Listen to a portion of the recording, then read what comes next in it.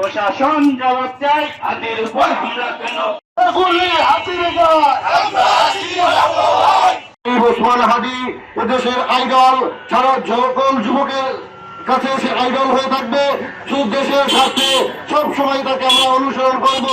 আমরা মনে করি তার উপরে তাকে মৃত্যুবরণ করার জন্য যে আক্রমণ চালানো হয়েছে, এটা তারা ভীতি প্রদর্শন করে সকল দেশপ্রেমিকের গলা টিপে দেওয়ার চেষ্টা করা হয়েছে।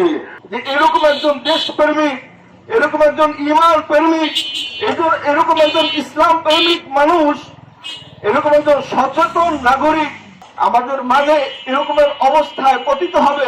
কিন্তু প্রশাসন তাদেরকে এখনো অ্যারেস্ট করতে ব্যর্থ হয়েছে।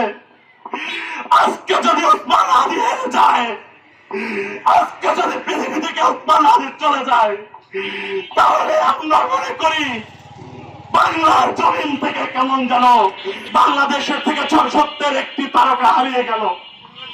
আজকে সারা বাংলাদেশ ব্যতীত আমার আগের বক্তা বলে গেলেন, প্রত্যেক শ্রেণী বিশাল মানুষ, আলেম থেকে নিয়ে কৃষক, দিন মজুর, এই সকলের কান্না, এই সকলের ব্যথা এরকম একজন মানুষের জন্য এটি বাংলাদেশের ইতিহাসে খুব কাছাকাছি হয়েছে বলে আমরা মনে করি না।